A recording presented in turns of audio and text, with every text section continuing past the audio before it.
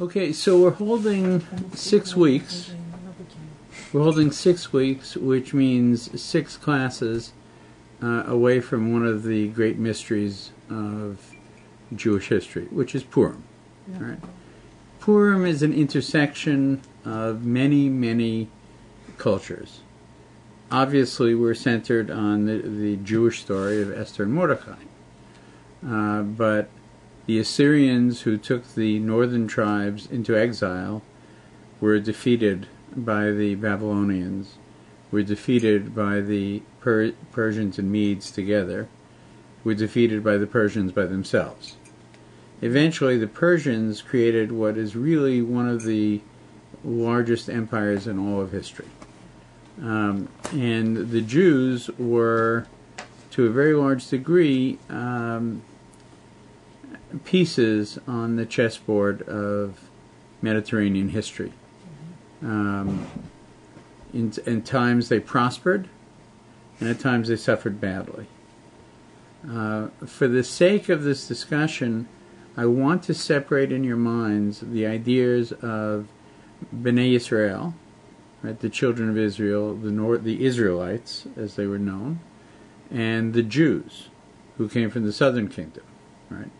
The Levium were divided between both. Right? They, in a way, ministered to both the northern and southern kingdoms. Right? The southern kingdom was really composed of the tribe of Benjamin and Judah. The 10 other tribes were from the north. Right? And they divided into 2 nations that virtually had a civil war at one point, after the death of King Solomon. The weakness of the nation divided eventually led to its destruction, first in the north and then in the south. The story of the world around them is a story of some very, very famous emperors, Cyrus the Great, Darius. This is the and many things were going on in the rest of the world at this time too. In China, mathematics was in full flourish. Confucius was living at that point, and passed away just as the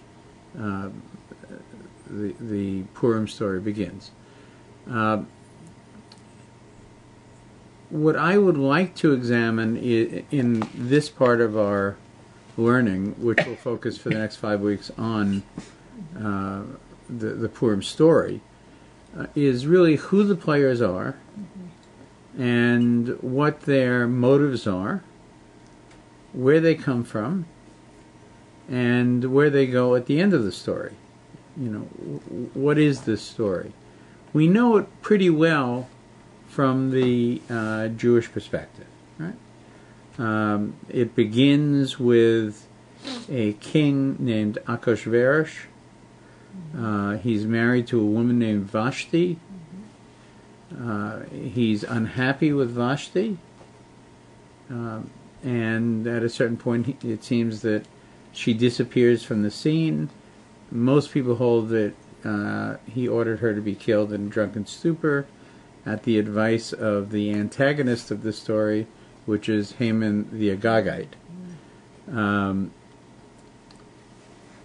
The fate of Israel seems to be in the hands of Haman, who King Agag was a king that lived at the time of Shaul HaMelech, King Saul. He was from the tribe of Amalek. Amalek is the antagonist of both God and Jews throughout history. Saul, in the book of Samuel, fights the Agagites, fights the Amalekis. He defeats them. And then, against the instructions of the prophet Samuel, he decides, and he claims that he's doing this because of pressure from the people. He's a Democrat. That the people wanted to keep the best of the animals alive from the Amalekis in order to sacrifice them, as Saul puts it to Samuel, to your God. And he keeps King Agag alive. Mm-hmm. This is not so strange in ancient times. Kings had a certain respect for each other, even when they were enemies.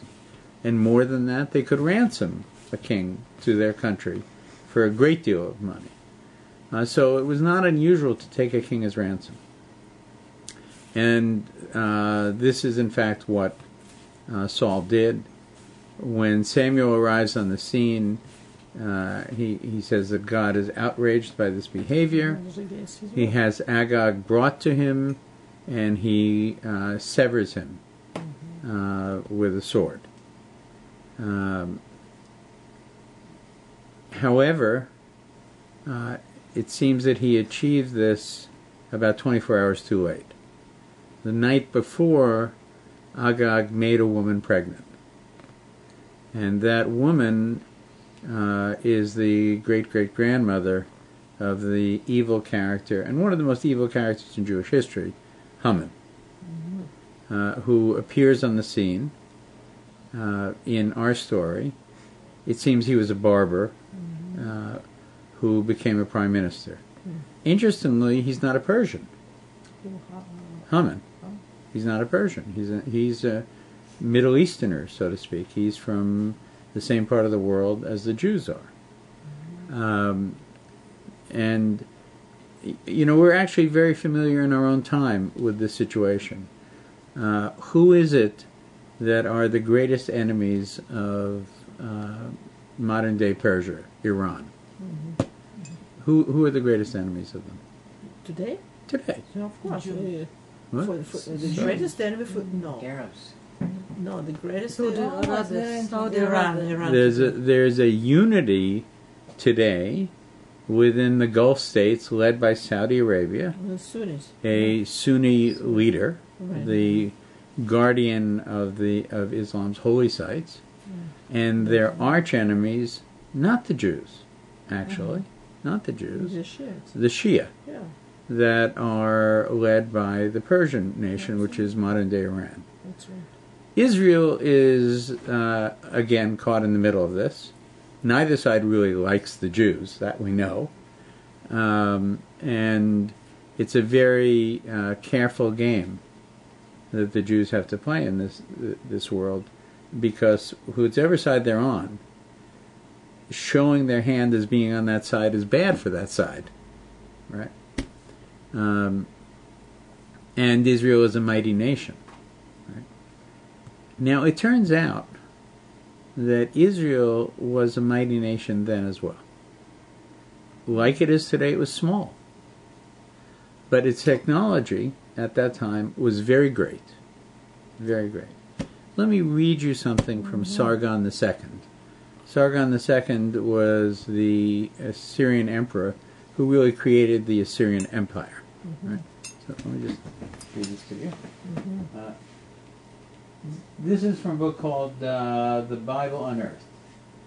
But perhaps the most indicative association of the Israelites with military horsemanship comes from a period immediately after the conquest of the northern kingdom of Assyria, when a special Israelite chariot unit was incorporated into the Assyrian army. In fact, the research of Stephanie Daly on Assyrian tablets called the horse lists. The horse lists were documents that were written in clay tablets that were kept by... The Assyrians kept very, very good records. By the way, much better than the Babylonians did. They kept excellent records of who they conquered, what the nature of the armies were. They had many pictographs, but they also had detailed cuneiform documents that they had. One of the most famous is a thing called the horse list, which is really a description of their cavalry. You can imagine. And the leaders of their cavalry, the numbers of horses, the nature of the horses. So, and the horse lists obviously were unearthed.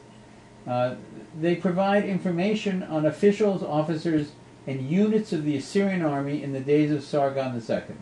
These records indicate that while other specialized troops from conquered regions were incorporated into the Assyrian army as individuals, the Israelite Chariot Brigade was the only foreign unit permitted to retain its national identity.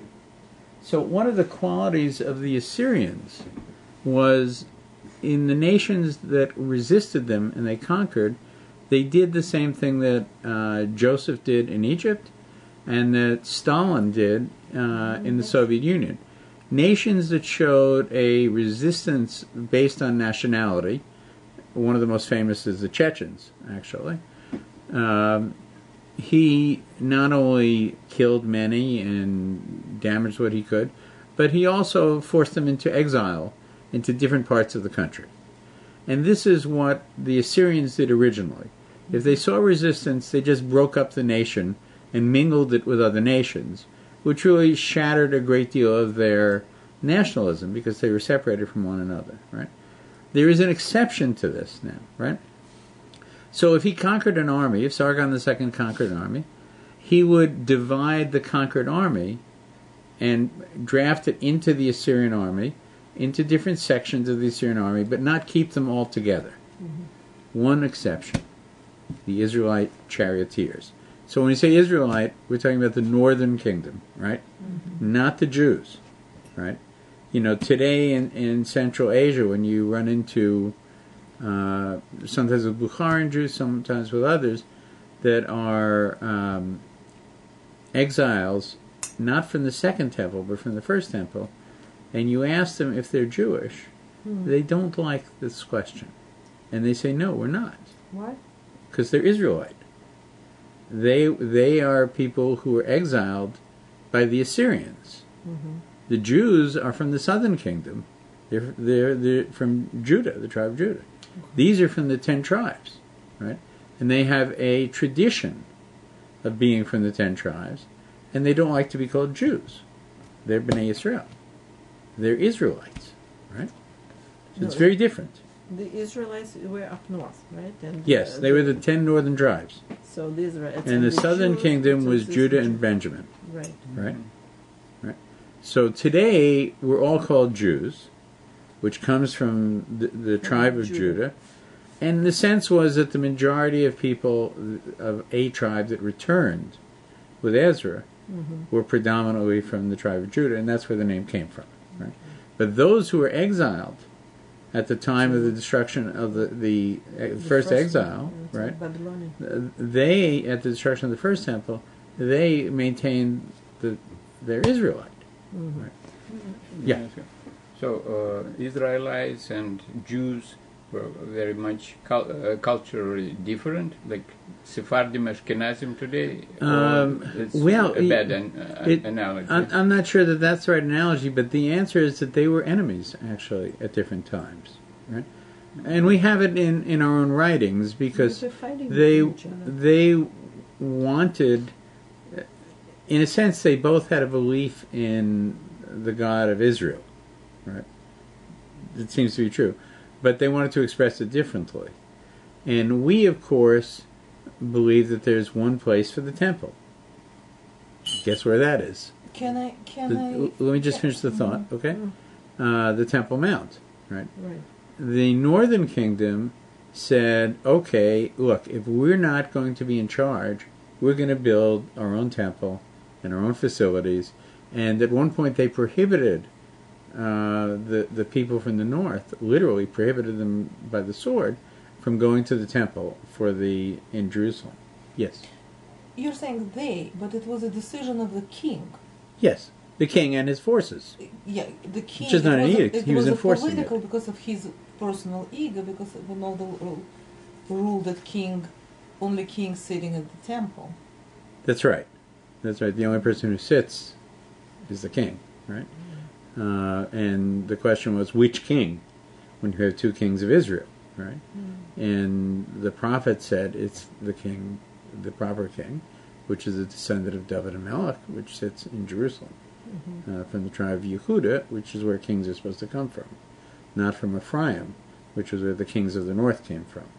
Right? So he said, if I'm not going to be treated as a king, if I have to walk behind the king from Yehuda, I'm not going, and neither is anybody from the north. Right? So there was a great deal of hostility, and it led to idol worship. So The kings of the north were real. The kings of the south, by the way, at times, we are checkered. We have good kings and bad kings from the south. From the north, they're almost all awful. It led to idol worship. It led to building, bulls and rams out of gold and all kinds of stuff. But the hostilities between them, the Israelites and the those from the tribe of Judah, it was before the exile to Babylonia. Yes. Yeah, they were, as I said, Assyria attacked the north first and took them into exile, right? Then later came back, and they surrounded Jerusalem and wanted to take Jerusalem, and there was a miracle in the camp, right? And we know there's a haftarah about the lepers. I don't know if anybody remembers it. They can't go to, I think they couldn't get into Jerusalem. They're very hungry. They said, let's see what's at the Assyrian camp, right? Assyrian camp was, I think, 150,000 soldiers, right? And they got to the camp, right? And lo and behold, it was, you could describe it very much the way you would describe the Iraqi camp during the Gulf War. I don't know if anybody remembers the story of all of their uniforms and weapons, everything was scattered along the highway.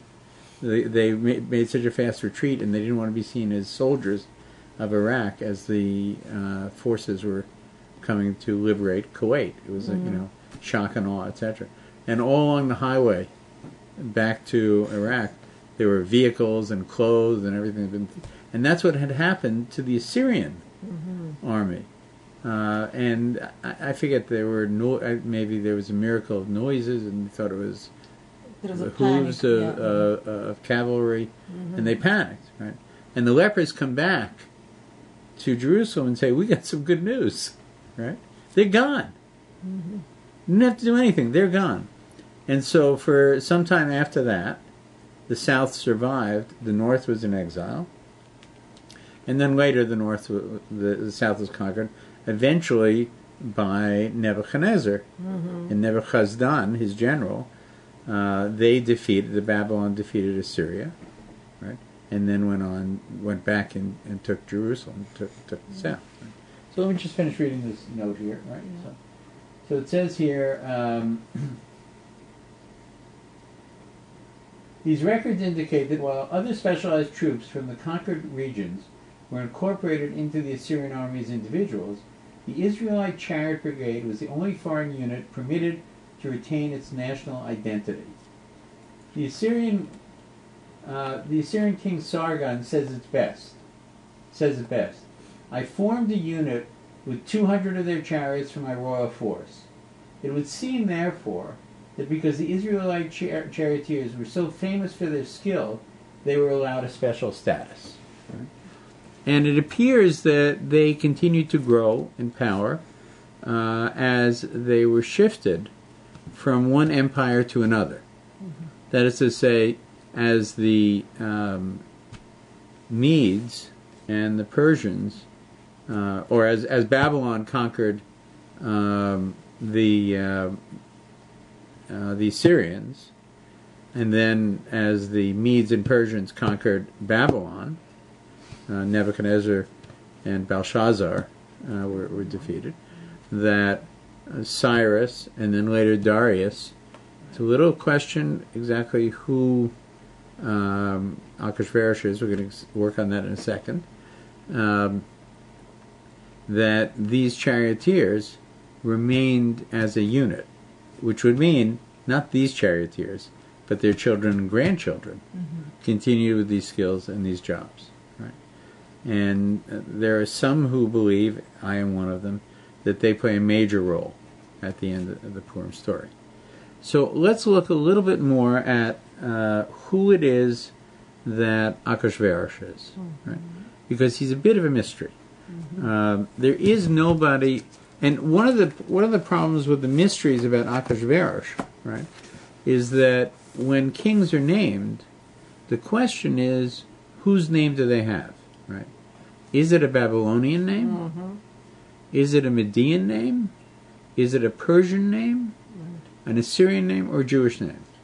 That's to say, most of these characters were named in many chronicles of different nations. Yes?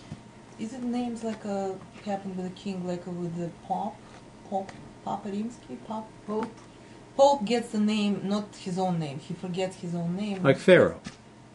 Also, right? Yeah. No, but It's a title. It's not a title. For example, Oh, you're saying does he assume a name, Yeah, a royal name? You know what I'm saying? Yeah, I know what you're saying. And all the Yeah. other was Right. the Pope John and Right. this Yeah. and that was all the John wasn't John. He was Yeah. different. Wojtyla. But yeah. That may be true. That may be true. But even if that was true, that would still be one name, right? But it means when it was given, it was a reason why it was given, and it probably makes sense which language would be. Yeah, I mean, there's Xerxes and Artaxerxes. Guess who's the son? Artaxerxes, right? No, maybe they were So- giving the names of their those who were there, like Sveti, Yeah. whatever. So Yeah, it means some significance in the name. You know, there is I mean, sometimes the Hebrew is quite similar. There's Darius, we call him. Daryovish is what we call him in Hebrew, right? There was Darius the First, Darius the Second, right? Which one was the son of Esther? Many people believe that Darius the Second, Yes, her right, son. was the son, and there's reason to believe it because the Gemara dates his birthday from Aleph Nisan, right? And Birthday? Aleph Nisan, yeah, the birthday and the beginning of a reign is Aleph Nisan, right? You know, Queen Victoria's birthday is not on Victoria Day. And by the way, it's a day that is not celebrated anywhere but in Canada. The Brits don't have Victoria Day. They don't. Yeah, They don't. Why? it's something left over from colonial days. That's what it's Because she looking played a major role in establishing. She came to Canada, right? And she chose where the capital city was, Ottawa. Well, maybe that's it. That's I'm probably not right. sure. So she had a. But it also isn't her birthday, right?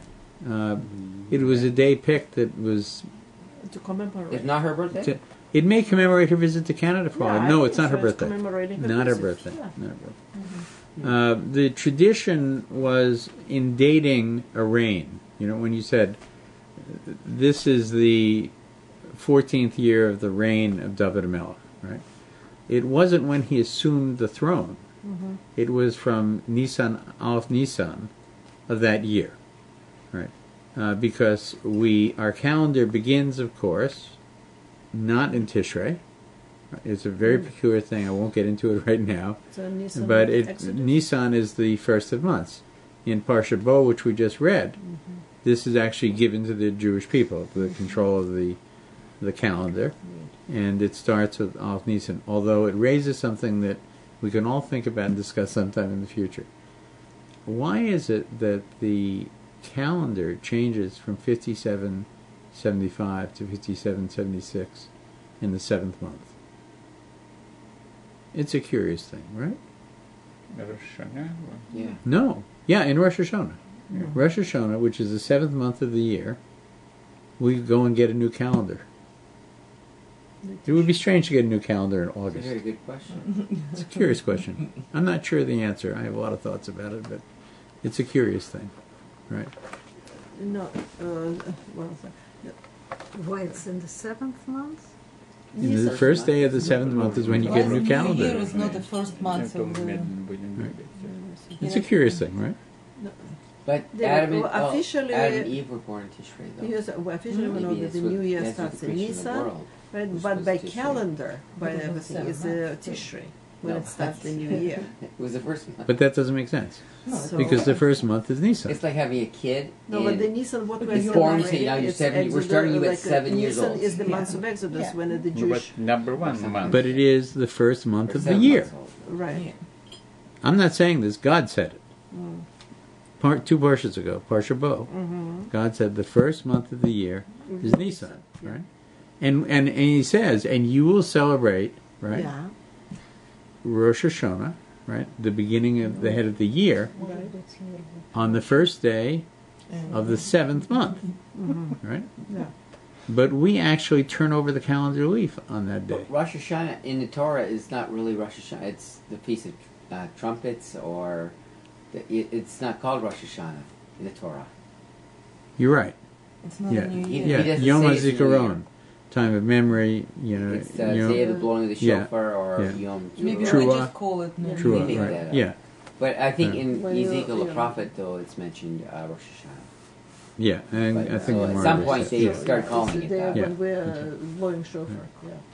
But so the calendar, we shouldn't buy a new calendar on Rosh Hashanah. We By should the buy way, a new nobody's called calendar it on New Pesach. Year. People go, it's ahead of the year. Yeah, It's a celebration Yeah. of the head But instead of a behind. I'm coming back to the whatever. same question, right? All those things. Your calendar begins, your piece of paper, Mm-hmm. right? The day before Rosh Hashanah is 5775. Mm-hmm. The day after Rosh Hashanah is 5776. Right. Yeah. So So- there is no Anyway, answer? what? There is no answer? Not right now. Oh, I'm still okay. working on that. Okay. I'm still working on that. Okay. One day. I've asked that See question how to people. interesting we can live with a bizarre thing like this and it doesn't bother us. We don't even think about It it. doesn't, but I never thought about I it till never this thought year. about it, yeah. Yeah. Everybody is accepting it, Yeah, and that's the way it's we're like, living. Yeah, but Nisan is the first month for the Jews. Yeah. As Not according to the Torah, it's not. Even the Torah Oh, counts. the Torah, yes. Even the Nisan. Torah counts the years. It Yeah. says, Yeah. and what in So the second shouldn't- month of the first. So For shouldn't the us, day because before- it's the Independence Day should- for the Jews. It's But shouldn't the last day of Adar be 5775 and the But first day of the- Nisan be but the- 5776? but not for a yeah, world. but everything was created, and the Adam was created on first of So Tishrei. this is not an argument, but there is an argument about when creation began in the mind of God. Many say that it began on the first of Nisan, and He did it In the sixth day. on the first of Tishrei. There's a big Mhm. discussion about this But Uh-huh. among Chazal. So there is no Right. like consensus on the subject. Like So to, the world- There's a lot of arguments about There it. So was as I said, arguments, that's what I then, said. What? The world No, was because Adam and Eve were premature. created It was Tishrei. 7 months. If the world started in Tishrei, He was born Absolutely, 7 yeah. months premature. then that would be every Tishrei. Because we're No, our calendar God is was supposed to be molded counting over from for Adam 5 and Eve. months. That means It we're not means, counting right. really from For some the reason, sun. We're counting from Adam and Eve. don't it? Absolutely. But God told us But this is we- the first of but we months, live by right? the calendar, not And by creation the began on the we 7th live month. By the Tishrei calendar. Yeah. Think of it, there's a And problem, it's right? cycle every Creation year. began on the 7th Where month. every Tishrei, What was happening for the first first 6 Tishrei, months? would have been 1 year since the creation. But it doesn't bother us too much, right? Yeah. We can live with that. Okay, so let's try and find out who is Akash Baruch, I think right? it's the difference by of the way, from the point of view of the astronomical world, and from it's a point of first view- day. It's from When point is of your view- birthday? Yes. Whenever is your birthday, it's your first day. Exactly. That's what it is. It doesn't Yeah. matter what your parents were doing It's from the then. first. Well, actually, the first day, right? You know that the first day is the 25th Yeah, of Elul. Yes. Right. creation of Man, it's the birthday of the creation of Adam, Mhm. Yes. right? Right. It is Tishrei, first of Tishrei. Right? So the world existed 5 days before. Yeah, but what I'm saying, your family existed before you were born. But for you, from your point of view, the most important day for you, it's your The humanity was created on the Appearance. first of Tishrei. So there is no, for us, the first day of in our calendar is the Nisan. Really, But- we should be counting years for the Jewish people from the day of, for Jewish people from Nisan, but for the world, it's Tishrei. It's Tishrei. Right. But for Jewish people, they should be, even in the Torah, Gus says, well, in the second month, in the second day from coming out of Egypt, it's like Hashem, in the second year. So it's like Hashem was counting the years from Nisan too. If you read, when they're putting up the Mishkan, it says, in the second year, in the Yeah. second month from the That's day right. they did so and That's so, right. right? So Yep. Hashem started counting years, like 1 year was complete after on the next Nisan. Right. Right? Yeah. But we never continue counting. What did they do on Tishrei that year? I don't know, but why didn't they just keep counting They got the Continue second right Luchos, is to what this day? happened.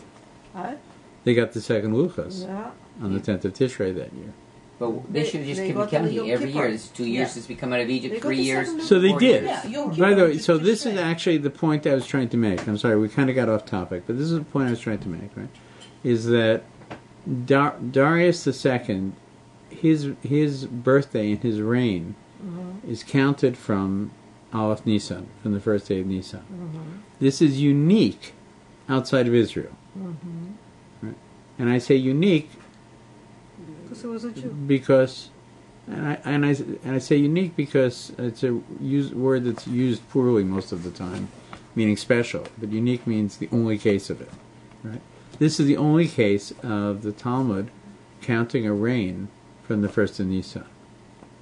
Now, lest you think that that's the end of the story, it isn't. It seems midway through his reign, the Talmud changed how they were counting it, which is a statement about how the elders of Israel viewed the son of Esther and Achashverosh. Right? It may be that it seems that Achashverosh died quite soon after the Purim story. That Darius II may well have been a good Jewish son to his mom Esther until she passed away. And then, for a better phrase, he went off the derech. Because he turned into, it seems like, a Russia. At first, he told the Jews, go home, everything is good. I will help finance. There were two emperors who helped finance the building of the Beis Hamikdash. One was Cyrus, right? Cyrus allowed Koresh. Who's the son? Esther and Darius, But right? Cyrus allowed the Jews to return from Babylon Koresh was a Mede. to return to Israel. Koresh is before the whole story. If you remember, let me give you a little reminder here. If you remember, the Jews had begun to rebuild the Beis Hamikdash. And Haman's son, who was a governor in Palestine, sent a note that they're building walls, preparing not for a spiritual experience, but to rebel. And so Achashverosh stopped everything in Palestine, in Israel, right? And it was finished. They didn't finish the job at that point. So Ezra and Nehemiah went back under Cyrus, which was a period significantly before Achashverosh, right? Then Haman stopped the building of it, right? And then Darius allowed for it to be completed, basically, and like Cyrus, funded it. A little side note, which some of you know, I'll repeat, is that President Harry Truman was the president of the United States at the time that the UN voted for the creation of the State of Israel for the Jews. And after he had completed his term in office, he was asked, he was asked, why did you support the creation of the State of Israel? The Arabs were much more numerous, they had greater forces, oil, etc. And I should note that Truman did this in a very, very conscious way.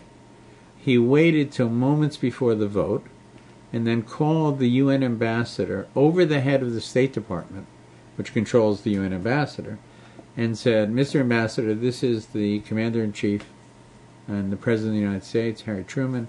I'm giving you a direct order to vote in favor of the creation of the State of Israel. Right? And at that point, he didn't have time to consult with the State Department, who would have stopped it if they could have. So Truman was asked, why did you do this? And he had a very, very simple response. He said, I'm Cyrus. Was it Truman. Truman said? He said, I'm Cyrus. I'm Koresh. Right? Who is Cyrus? Right?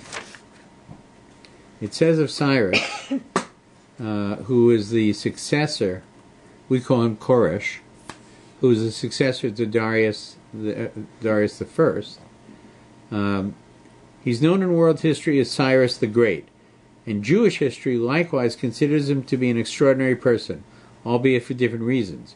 Cyrus permitted the Jews to go to Jerusalem and rebuild the Beis Hamikdash. Indeed, his famous proclamation to that effect is the very last verse of Tanakh. It's the last verse of Tanakh. It's from Chronicles.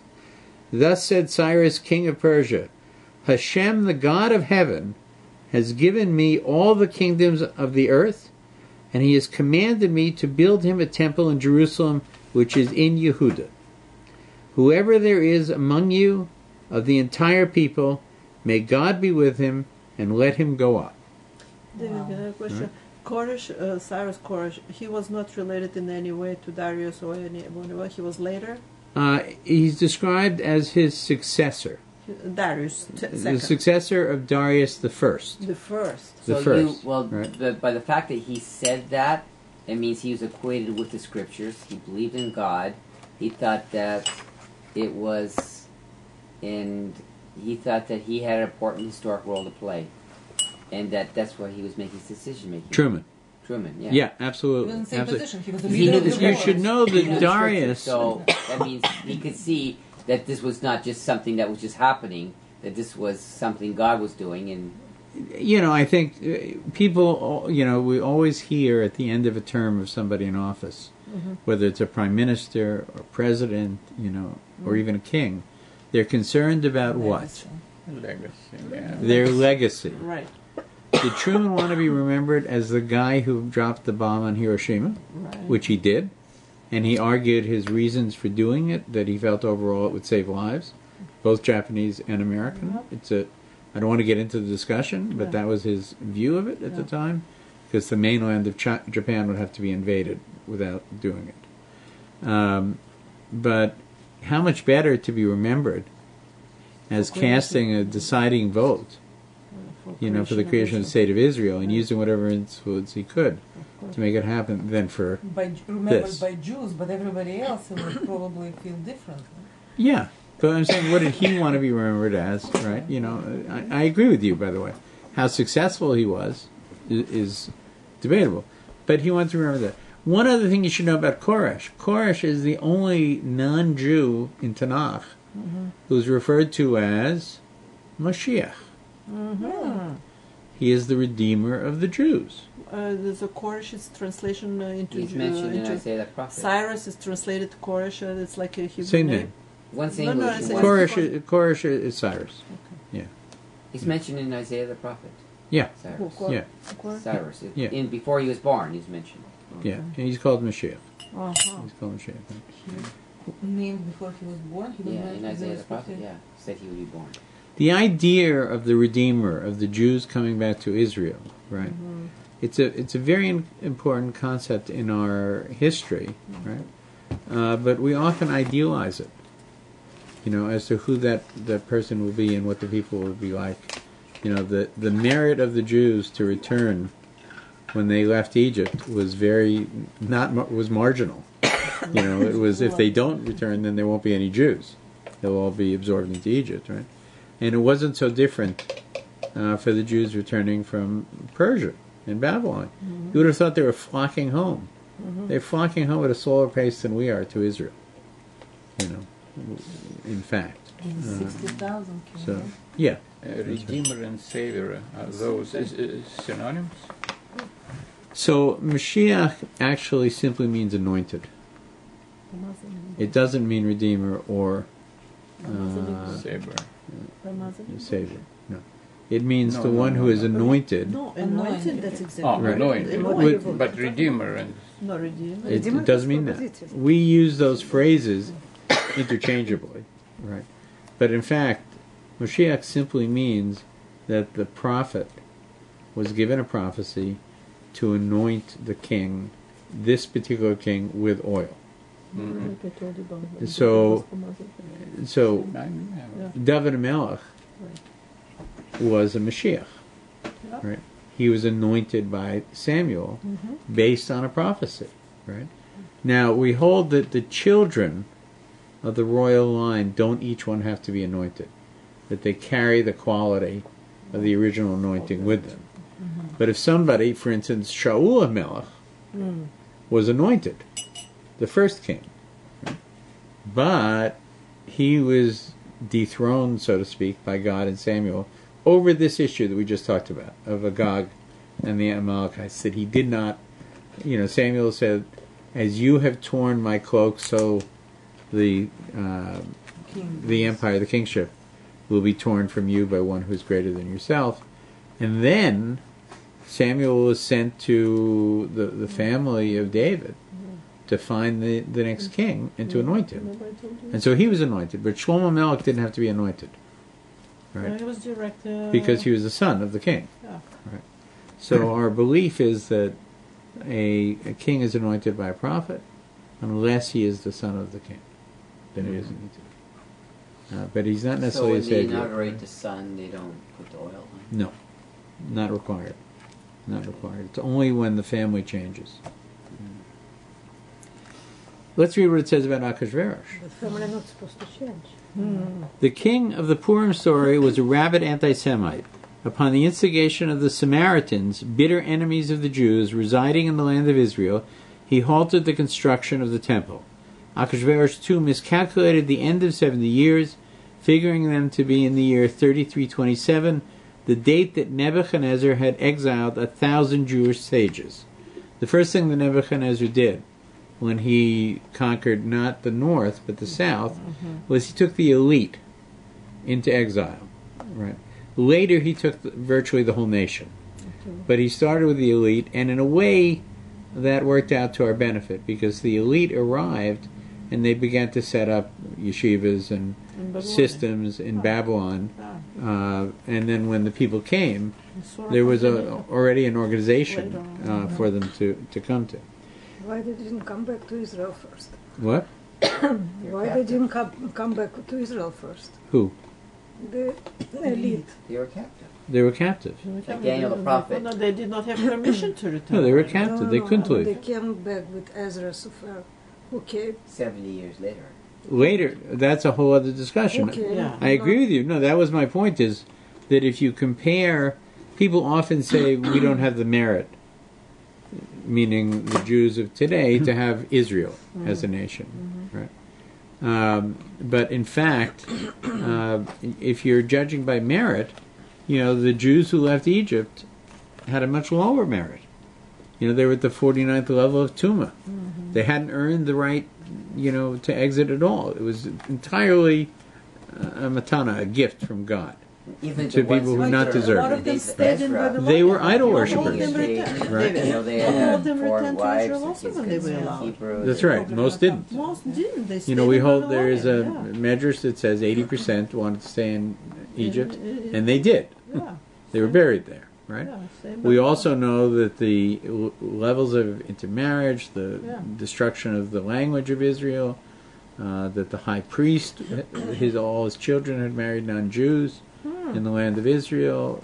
It was a disastrous Right. environment that Ezra and Nehemiah came back to, and they worked very hard to make changes. But it was not, a group of tzaddikim who were there by any means. He had to convince them that they should close their stores on Saturday. Right? They weren't keeping Shabbos at all, at the time. So, we should see things in perspective. And we should see progress in perspective and be thankful to God for all the good that He does for us. That's right. In the year, sorry, okay, let me just get through this and then we'll Achashverosh. end this. Achashverosh too miscalculated the end of the 70 years, figuring it from 3327, the date that Nebuchadnezzar had exiled 1,000 Jewish sages, right? There was a prophecy by Yirmiyahu, by Jeremiah, that there would be a 70-year exile. So everybody's counting the years. The question is, where do they start? Do they start when the Assyrians took them? Does it start when the Babylonians took them, the elite, right? Or does it start at the second one, right? In the year 3395, the third year of his reign, believing that the 70 years had passed without Jewish redemption, Achashverosh made his famous feast. Right? He had a reason to celebrate. Obviously, God had abandoned the Jews. Jeremiah had said that they're going to go back. They didn't go back. Right? They're mine now. Right? Right. They're like, that's my prize at this point. Right? Although only 68 years had elapsed from 3327, Achashverosh reckoned that partial years of the previous kings as full years. That was not an error, as the Talmud reckons the reign of monarchs in a similar way. This mistake was the starting point for the 70 years. Disaster then struck when, drinking from the holy vessels of the Beis Hamikdash, he ordered the execution of Queen Vashti. The ensuing story of Purim is well known, and the following chart gives the dates for the major events of the book of Esther. Note that Purim's story unfolds over a 14-year span from 3393 to 3406. Okay? So we'll continue next week, learning more about the history of Achashverosh, Haman. You didn't say the name. What was the name? Was it the Jewish name? Was the Whose name? The name of the king of Ahasuerus. Whose name it was? I didn't say the name, that's right. You didn't. I didn't say the name. Okay. I didn't say any of his names except Achashverosh. We'll get to that next week, Okay. Why along started with from Esther. From the Purims. What? Why started from the time of Purim? Why did I choose the Purim story? I chose the Purim story because No. Why started from this point of history, not before? So we're going to do everything. We're going to do everything. Back and forth. But my thought was that in 4 or 5 weeks we'll be getting ready for Purim, and it would be nice to have new insights into Purim before Purim comes. So that was my reason for it. That's good.